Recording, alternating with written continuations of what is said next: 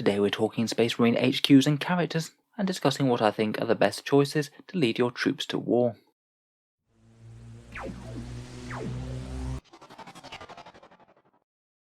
Hello and welcome back to Auspex Tactics, the strategy-focused 40k channel, where we're all about getting the most out of our miniatures on the tabletop.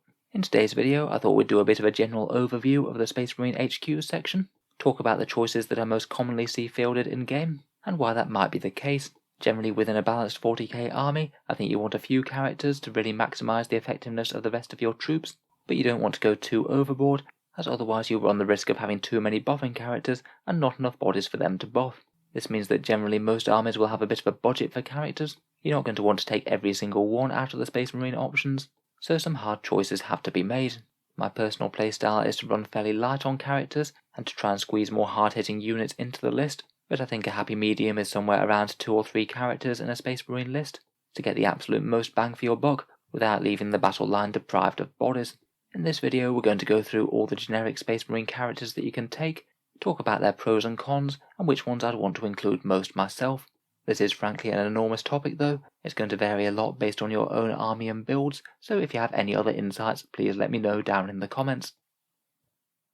So to start off we have our most basic buffing characters, Captains and Lieutenants. They're both at least reasonably cheap before upgrades, have a good generic melee profile, and the Captains are quite survivable as well with that Iron Halo. They'll each give you those reroll bubbles of reroll 1 to hit and wound. Mathematically they're basically equivalent to each other. They'll make core units around them plus 16% better at shooting and fighting. It actually means that as the Lieutenant is less points, it makes them slightly more efficient as buffing characters. If you literally just need someone to sit back and babysit your gun line, then they might be preferable, as they don't pay for the upgraded character stat line of the Captain. Lieutenants can also help with rerolls for things like Flamers, which Captains don't affect, but Captains could be preferable for things like overcharging plasma weapons, which can help keep your Inceptors and things safe. These guys can be made into fairly efficient combat characters with really minimal investment. The Imperium Sword plus a Power Fist or Relic is no bad thing, and for either of them I would really strongly consider the Teeth of Terror. It upgrades a chainsword which doesn't cost you any points, and it gives them a great all-round melee damage profile that's going to be great against elite infantry, hordes, and even put some wounds on heavy vehicles.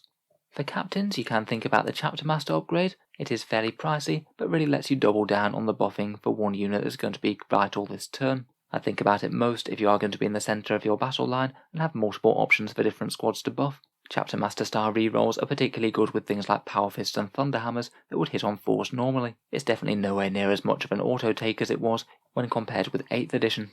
There are of course a crazy amount of Captains and Lieutenants that you can run. The ones that I see people gravitating quite a lot to are things like the Indomitors pattern Captain and Lieutenant. The Storm Shields giving you a 2+ save is great for extra protection, and those mastercrafted power swords are good generalist weapons. They'll put in hurt against heavy infantry, but again still can threaten vehicles. In particular, the Lieutenant from Indomitors is really good and stands above his peers, as that Storm Shield can give him a 4+ invul save that Lieutenants normally aren't able to access.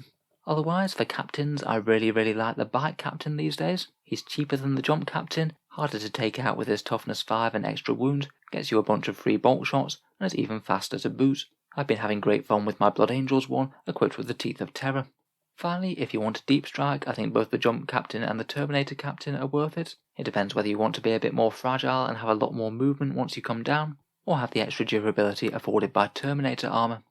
I'm personally not the biggest fan of the Gravis Armour Captain variants. I just feel like they're a little bit more investment than you really need for a standard Captain. Plus they make his movement a bit slower, which is kind of unhelpful. The Phobos Captain could potentially be useful in a ranged gun line, though personally I like to give Captains at least some sort of fighty combat weapon, as their melee profiles are just a bit too good to waste for me, even if it's just as quite a big countercharge threat. In terms of Lieutenants, as I mentioned, I really like the Indomitors pattern one for the Storm Shield and the 4+ invul. I think it's just well worth the upgrade compared with the standard foot Lieutenants. The Phobos and Reaver ones can both be quite interesting. The Phobos one as he can deep strike and is the cheapest deep striking Lieutenant you can get. Quite good if you just want a cheap deep striking character to bear a relic, such as the Ultramarine Seal of Oath. I've seen some people mess around with some interesting builds for the Reaver Lieutenant, as he can use things like shock grenades and terror troops as a bit of a utility piece to mess with the opponent's OBSEC or Overwatch. Finally, a Jump Pack Lieutenant is kind of pricey, but in a more fast-moving list where you need everything moving forward as quickly as possible, it could be well worth the points to keep the army together. All in all, I think that Captains and Lieutenants are quite hard to go wrong with in a Space Marine list. Decent melee profiles and rerolls to core units is really quite nice to have on the field. Next up we come to Space Marine Chaplains, who I'd say for most armies will often be the second most competitive choice after Captains or Lieutenants. Typically when I'm running Chaplains, I'd want to take the Master of Sanctity and the Warlord trait to allow them to cast litanies on a 2+. Having 2 litanies rather than 1 is quite good for 25 points, and if they are going to be a key block in your strategy, you don't want them to be failing their litanies 1/3 of the time. It's just not reliable enough. In general, their litanies are very powerful, though still not guaranteed even on a 2+, so perhaps are a little bit riskier than some other choices. In general for Chaplains, the way that litanies work, they want to be on the board at the start of the turn. Litanies happen in the command phase, so it's not very helpful if they're off in deep strike and not able to do them within the same turn. Generally this means that I wouldn't want to be using Terminator Chaplains right now, as a lot of their value lies in being able to deep strike in, and typically transport vehicles aren't very good for Chaplains as they stop you being able to use the litanies at the start of the turn. In general, because they have to start on the board, I think that the more mobile Chaplains are a lot better. This Primaris Chaplain on bike might be one of the most competitive. He's ridiculously fast, is a fair bit tougher than your standard Chaplain, and also hits a little bit harder in melee. It's very nice to be able to turbo boost your litanies all the way to the other side of the table as well, and maybe even coordinate with deep striking troops. A bit less pricey but a bit easier to kill is the Jump Chaplain. Not quite as potent a stat line but still very good movement, and a lot of armies that are moving a bit slowly might just be able to get by with a regular 1 or standard Primaris Chaplain.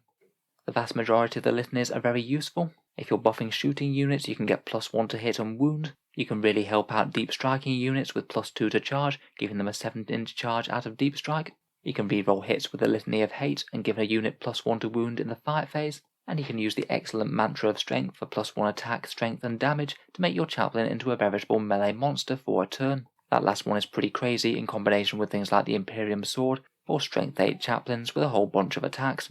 Of course, Chaplains are absolutely great for Black Templars. They get their own bespoke tree of litanies. In particular, giving a unit a 5+ Feel No Pain type save is one of the best things that they get. Generally, I'd say Chaplains are maybe a little bit higher risk and not quite as flexible as Captains, but the rewards can be really, really potent.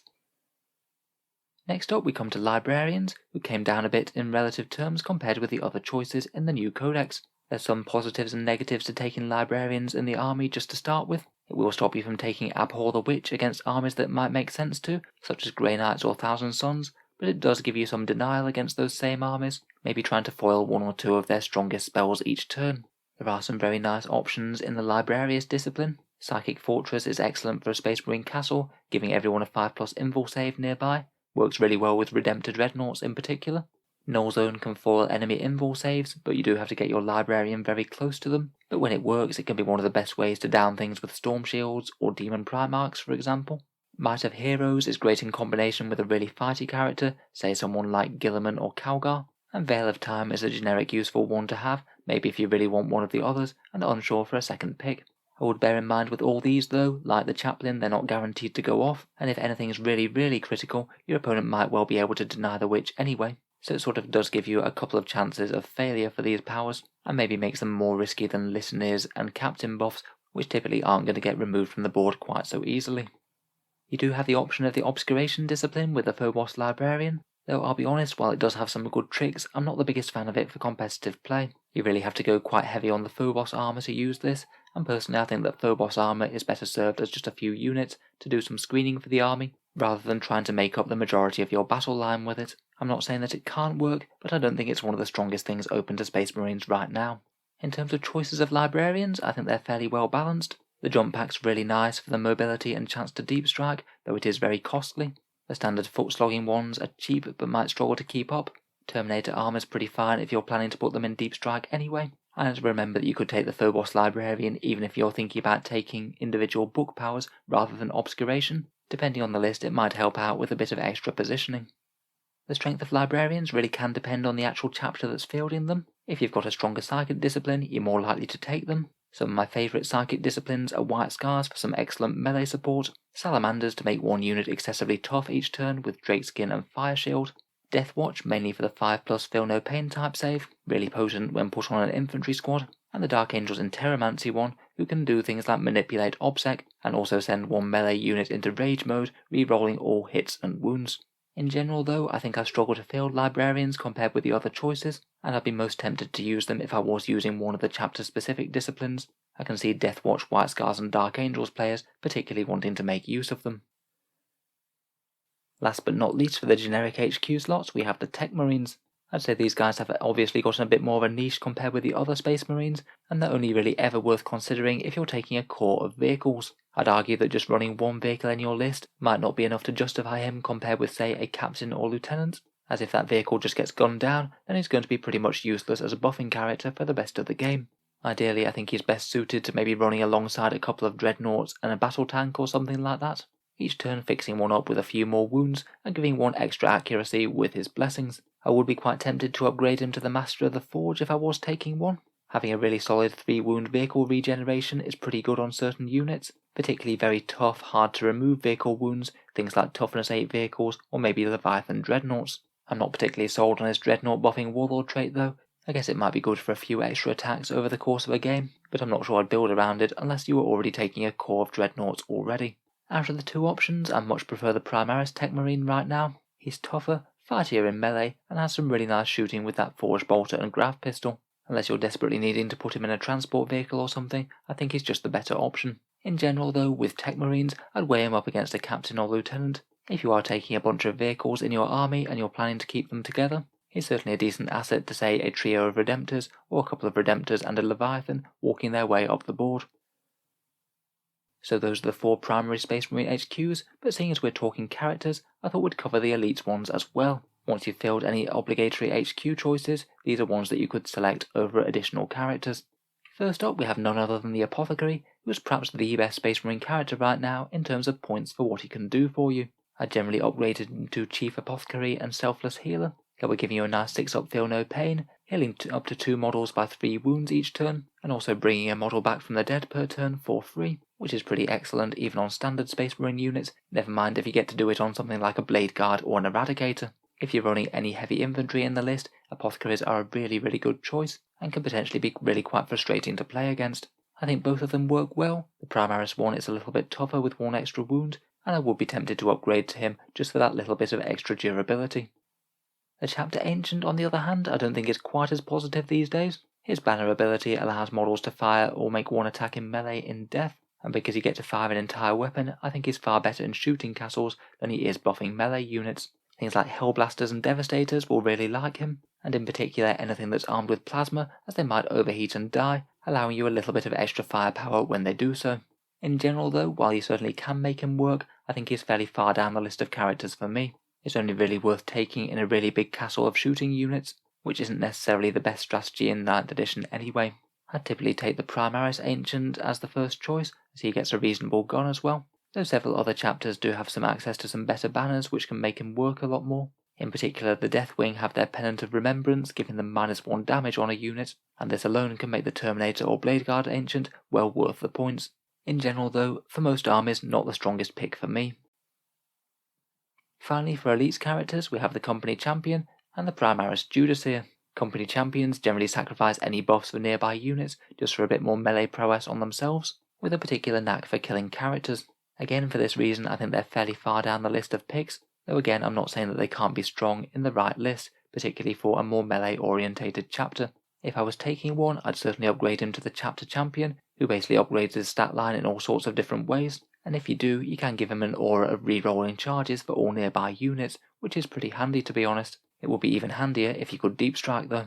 In general, I'd say he's certainly not bad, but he's just rarely taken as most other characters can do melee really quite well, as well as giving buffs to nearby units. Typically he's not going to outfight a captain armed with the Teeth of Terror, and it seems a shame to give up on the reroll 1's aura that goes around him.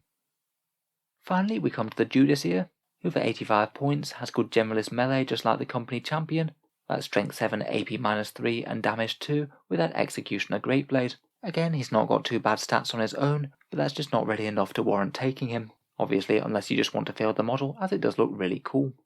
Competitively though, if I were to take him, I'd want to make use of that Temper Mortis ability, the one that allows him to nominate an enemy unit within 3 inches and make it fight last this phase. It's really nice at protecting any of your Space Marines from counter charges, but it does mean that they have to be quite bunched up if they actually want to be within this range, and they want to guarantee that the ability is going to go off. It perhaps makes them a bit more useful in armies like Space Wolves, who have a bigger heroic intervention range, so you can pretty much guarantee him getting into the enemy.